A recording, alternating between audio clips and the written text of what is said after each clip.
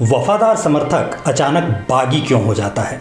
इसे समझने के लिए हम लोग अर्थशास्त्री अल्बर्ट हर्शमैन का टनल इफेक्ट देखते हैं। ये कंसेप्ट बड़ा सिंपल सा है। कल्पना कीजिए कि एक 5-7 लेन वाली लंबी सी सुरंग है, जैसा कई फिल्मों में दिखाते हैं, और इस सुरंग में हम लोग ट्रैफिक जाम में फंसे हुए हैं। सभी लेन रुकी हुई हैं। अचानक बगल वाली एक लेन चलने लगती है। हमारी लेन रुकी हुई है, फिर भी हम खुश हो जाते हैं। क्यों? क्योंकि पहले स्तर में हमें लगता है कि रास्ता खुल गया है, एक लेन से गाड़ियां निकल रही हैं, थोड़ी देर में हमारी बारी भी आएगी। देर होती जाती है, मिनट घंटे में बदलने लगते हैं और सिर्फ बगल वाली लेन ही चलती दिखती रहे, हमारी गाड़ी वहीं फंसी रहे, तो यही खुशी दूसरे स्तर पर ईर्ष्या में, क्रोध में बदलने लगती है।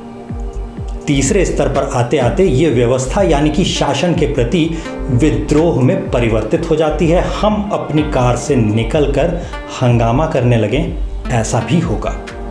अगर हम भगवत गीता से इसे मिलाकर देखें तो तीसरे अध्याय के 20वें श्लोक का लोक संग्रह शब्द हमें देखना होगा।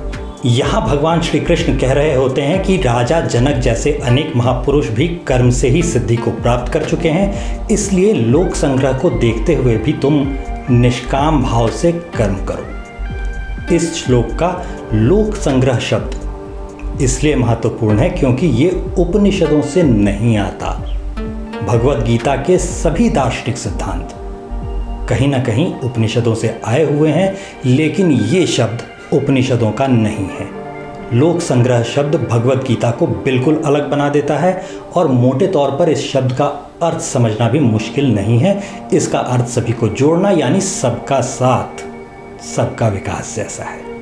बहुसंख्यकवाद लंबे समय तक नहीं चल सकता, कुछ दशकों में इससे असंतोष बढ़ना तय होता है। अल्बर्ट हर्शमैन के टनल इफेक्ट जैसा ही 3% को या 10-15% की जनसंख्या को छोड़ा नहीं जा सकता। ध्यान लोक संग्रह पर रखना होगा। ये भगवत गीता के तीसरे अध्याय के 20वें से लेकर के 25वें श्लोक तक बताया गया है।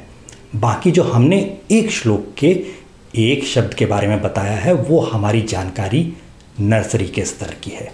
इसलिए भगवत गीता स्वयं पढ़कर जरूर देख लीजिएगा।